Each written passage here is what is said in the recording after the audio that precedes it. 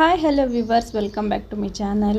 ಇವತ್ತಿನ ವಿಡಿಯೋದಲ್ಲಿ ಅಂಗನವಾಡಿಯಲ್ಲಿ ಕೊಡುವಂತಹ ಈ ಪುಷ್ಟಿ ಪೌಡರಿಂದ ಯಾವ ರೀತಿ ಮನೆಯಲ್ಲಿ ರೊಟ್ಟಿ ಮಾಡೋದು ಅನ್ನೋದನ್ನು ತಿಳಿಸ್ಕೊಡ್ತಾ ಇದ್ದೀನಿ. ಮೊದಲು ಕೊಡುವಂತಹ ಈ ಪುಷ್ಟಿ ಹಿಟ್ಟಿಗೂ ಒಂದು ಸ್ವಲ್ಪ ವ್ಯತ್ಯಾಸ ಇದೆ. ಏನಿದೆ ಅಂತ ನೋಡೋಣ ವಿಡಿಯೋದಲ್ಲಿ. ಹಾಗೆ ಯಾರೆಲ್ಲ ವಿಡಿಯೋ ನೋಡ್ತಾ ಇದ್ದೀರಾ, ವಿಡಿಯೋಗೆ ಲೈಕ್ ಕೊಡೋದನ್ನು ಮರಿಬೇಡಿ. ಹಾಗೆ ಚಾನಲ್ಗೆ ಹೊಸಬರು ಭೇಟಿ ನೀಡಿದರೆ ಸಬ್ಸ್ಕ್ರೈಬ್ ಬಟನ್ನ ಒತ್ತಿ, ಹಾಗೆ ಬೆಲ್ಲೈಕನ್ ಆನ್ ಮಾಡ್ಕೊಳ್ಳಿ. ನಾನು ಹಾಕೋ ಪ್ರತಿಯೊಂದು ವಿಡಿಯೋ ಕೂಡ ನಿಮಗೆ ಬೇಗ ತಲುಪುತ್ತೆ. ಹಾಗೆ ಎಲ್ಲರಿಗಿಂತ ಮೊದಲು ನೀವು ನನ್ನ ವಿಡಿಯೋನ ನೋಡ್ಬೋದು. ಬನ್ನಿ ಯಾವ ರೀತಿ ಮಾಡೋದು ಅನ್ನೋದನ್ನು ನೋಡೋಣ. ಫಸ್ಟ್ ನಾನಿಲ್ಲಿ ಪುಷ್ಟಿ ಹಿಟ್ಟನ್ನು ತಗೊತಾ ಇದ್ದೀನಿ. ಆರೋಗ್ಯಕ್ಕೆ ತುಂಬಾ ಒಳ್ಳೆಯದು. ಇದರಲ್ಲಿ ಅನೇಕ ಪೌಷ್ಟಿಕಾಂಶ ಇರೋದ್ರಿಂದ ಮಕ್ಕಳಿಗೆ ವಿಧವಾದ ಅಡುಗೆಯನ್ನು ಮಾಡಿಕೊಟ್ರೆ, ಹಾಗೆ ಮಕ್ಕಳಿಂದ ಹಿಡಿದು ದೊಡ್ಡವರು ಕೂಡ ಇದನ್ನ ಉಪಯೋಗನ ನೀವು ಪಡ್ಕೋಬೋದು.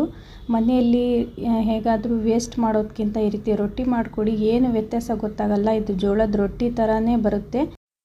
ನಾನು ಹೇಳ್ಕೊಡೋ ರೀತಿ ವಿಡಿಯೋ ಸ್ಕಿಪ್ ಮಾಡದೆ ಪೂರ್ತಿಯಾಗಿ ವಿಡಿಯೋ ನೋಡಿ ಇದೇ ರೀತಿ ರೊಟ್ಟಿ ಮಾಡಿಕೊಡಿ. ವ್ಯತ್ಯಾಸ ಕೂಡ ಗೊತ್ತಾಗಲ್ಲ. ಇದು ಪುಷ್ಟಿ ರೊಟ್ಟಿ ಅಂತ ಒಮ್ಮೆ ಮನೆಯಲ್ಲಿ ಬೇಕಾದರೆ ಟ್ರೈ ಮಾಡಿ ನೋಡಿ. ಯಾರು ಕೂಡ ಕಂಡು ಕೂಡ ಹಿಡಿಯಲ್ಲ ಇದು ಪುಷ್ಟಿ ರೊಟ್ಟಿ ಅಂತ. ನಾನು 1.5 ಗ್ಲಾಸ್ ಆಗುವಷ್ಟು ಈ ಹಿಟ್ಟನ್ನು ಸ್ವಲ್ಪ ಜರಡಿನ ಹಿಡ್ಕೊಂಡಿದ್ದೀನಿ. ಹಾಗೆ ಒಂದು ಸ್ವಲ್ಪ ಇದನ್ನು ರೊಟ್ಟಿ ತಟ್ಟೋಕ್ಕೆ ಅಂತ ಒಂದು ಸ್ವಲ್ಪ ಹಿಟ್ಟನ್ನು ಕೂಡ ನಾನು ತೆಗೆದಿಟ್ಕೊತೀನಿ. ಹಾಗೆ ನಾನು ಒಂದು ಅರ್ಧ ಗ್ಲಾಸ್ ಆಗುವಷ್ಟು ನೀರನ್ನು ಸ್ವಲ್ಪ ಪುಷ್ಟಿ ಹಿಟ್ಟನ್ನು ಹಾಕಿ ಚೆನ್ನಾಗಿ ಇದನ್ನು ಕುದಿಯೋಕೆ ಇಟ್ಕೊತಾ ಇದ್ದೀನಿ. ಹಾಗೆ ಒಂದು ಸ್ವಲ್ಪ ಹಿಟ್ಟನ್ನು ರೊಟ್ಟಿ ತಟ್ಟೋಕ್ಕೆ ಅಂತ ಈ ರೀತಿ ತಕ್ಕೊಂಡು ಇಟ್ಕೊತಾ ಇದ್ದೀನಿ. ಹಾಗೆ ನಿಮಗೆ ರೊಟ್ಟಿ ತಟ್ಟೋಕ್ಕೆ ಬರಲ್ಲ ಅಂತ ಇದ್ದರೆ ನಾನು ನೆಕ್ಸ್ಟ್ ವಿಡಿಯೋದಲ್ಲಿ ಯಾವ ರೀತಿ ರೊಟ್ಟಿನ ಲಟ್ಟಿಸೋದು ಅನ್ನೋದನ್ನು ಕೂಡ ವಿಡಿಯೋ ಮಾಡಿ ಹಾಕ್ತೀನಿ. ಹಾಗಾಗಿ ಬೇಗನೆ ಚಾನಲ್ಗೆ ಸಬ್ಸ್ಕ್ರೈಬ್ ಆಗಿ ಬೆಲ್ಲೈಕನ್ ಆನ್ ಮಾಡ್ಕೊಳ್ಳಿ. ನಾನು ಹಾಕೋ ವಿಡಿಯೋ ಕೂಡ ನಿಮಗೆ ಬೇಗ ತಲುಪುತ್ತೆ.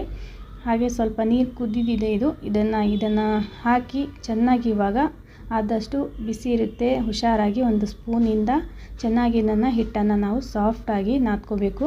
ಈ ಮೊದಲು ಕೊಡೋ ಪುಷ್ಟಿ ಹಿಟ್ಟಿಗೂ ಈ ಹಿಟ್ಟಿಗೂ ಏನಪ್ಪ ಅಂದರೆ, ಅದು ಮೊದಲು ಕೊಡೋ ಪುಷ್ಟಿ ಹಿಟ್ಟು ಫುಲ್ ಸ್ವಲ್ಪ ಪೌಡರ್ ಆಗಿ ಚೆನ್ನಾಗಿರ್ತಿತ್ತು. ಇದು ಸ್ವಲ್ಪ ರವೆ ಆಗಿರುತ್ತೆ ಹಿಟ್ಟು. ಹಾಗಾಗಿ ನಾವು ಚೆನ್ನಾಗಿ ಈ ರೀತಿ ನಾದ್ಕೋಬೇಕು.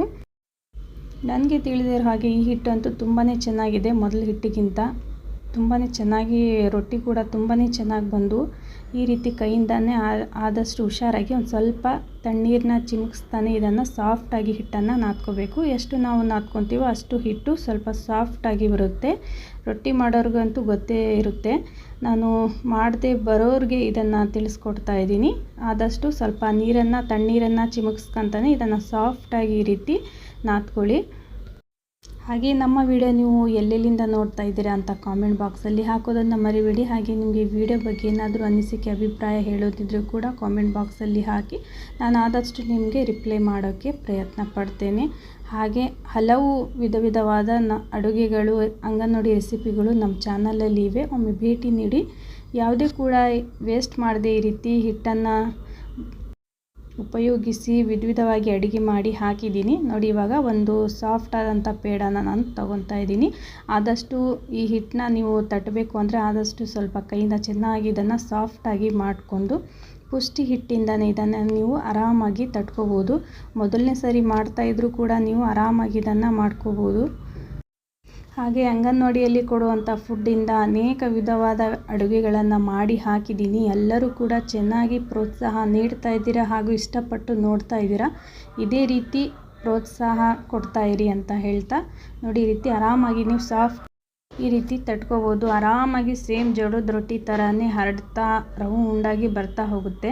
ನಿಮಗೇನಾದರೂ ಇನ್ನೂ ಸ್ವಲ್ಪ ರೌಂಡ್ ಶೇಪ್ ಬೇಕು ಅಂದರೆ ಮೇಲ್ಗಡೆ ಒಂದು ತಟ್ಟೆ ಇಟ್ಟು ಕೂಡ ನೀವು ಮೇಲ್ಗಡೆ ಅದನ್ನು ಈ ರೀತಿ ಕಟ್ ಮಾಡ್ಕೋಬೋದು.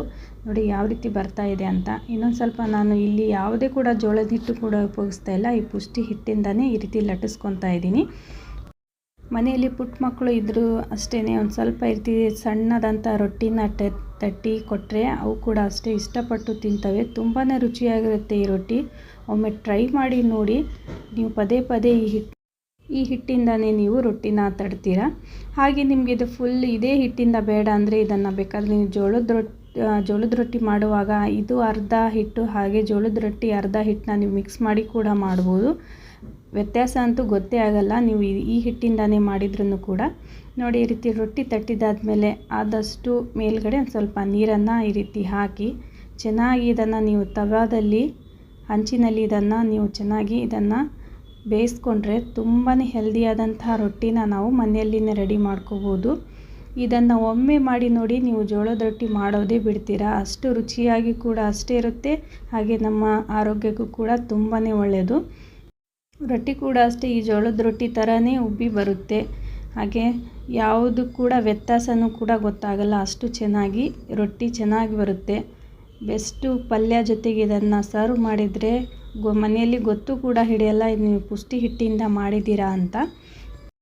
ಹಾಗೆ ಈ ಹಿಟ್ಟಿನಿಂದ ತಾಲಿಪಟ್ಟು, ಪಡ್ಡು, ದೋಸೆ ಎಲ್ಲ ಕೂಡ ನಾನು ಅಡುಗೆ ಮಾಡಿ ಹಾಕಿದ್ದೀನಿ. ತುಂಬಾ ಚೆನ್ನಾಗಿ ಬರುತ್ತೆ. ಹಾಗೆ ವೇಸ್ಟ್ ಮಾಡೋ ಬದಲು ಈ ರೀತಿ ಒಮ್ಮೆ ಟ್ರೈ ಮಾಡಿ ನೋಡಿ, ತುಂಬಾ ಚೆನ್ನಾಗಿರುತ್ತೆ. ಹಾಗೆ ನಿಮಗೆ ಈ ವಿಡಿಯೋ ಇಷ್ಟ ಆದರೆ ಫ್ಯಾಮಿಲಿ ಫ್ರೆಂಡ್ಸ್ ಜೊತೆ ಶೇರ್ ಮಾಡೋದನ್ನು ಕೂಡ ಮರಿಬೇಡಿ. ಅವ್ರಿಗೂ ಕೂಡ ಈ ಪುಷ್ಟಿ ಹಿಟ್ಟಿನಿಂದ ಯಾವ ರೀತಿ ವಿಧವಾದ ಅಡುಗೆನ ಮಾಡ್ಬೋದು ಅನ್ನೋದನ್ನು ಅವರು ಕೂಡ ಗೊತ್ತಾಗುತ್ತೆ. ಹಾಗೆ ಚಾನಲ್ಗೆ ಸಬ್ಸ್ಕ್ರೈಬ್ ಆಗದೆ ವಿಡಿಯೋ ನೋಡ್ತಾ ಇದ್ದರೆ ಚಾನಲ್ಗೆ ಸಬ್ಸ್ಕ್ರೈಬ್ ಆಗಿ ಬೆಲ್ಲೈಕನ್ ಆನ್ ಮಾಡ್ಕೊಳ್ಳಿ. ಹಾಗೆ ಲೈಕ್ ಶೇರ್ ಮಾಡೋದನ್ನು ಕೂಡ ಮರಿಬೇಡಿ. ಈ ವಿಡಿಯೋ ನಿಮ್ಗೆ ಇಷ್ಟ ಆಗಿದೆ ಅಂದ್ಕೊಂಡು ನಾನು ಮತ್ತೆ ಮುಂದೆ ಹೊಸ ರೆಸಿಪಿಯೊಂದಿಗೆ ಭೇಟಿಯಾಗ್ತೀನಿ. ಅಲ್ಲಿವರೆಗೂ ವಿಡಿಯೋ ನೋಡಿದ್ದಕ್ಕಾಗಿ ಎಲ್ಲರಿಗೂ ಧನ್ಯವಾದಗಳು ಫ್ರೆಂಡ್ಸ್. Thanks for watching.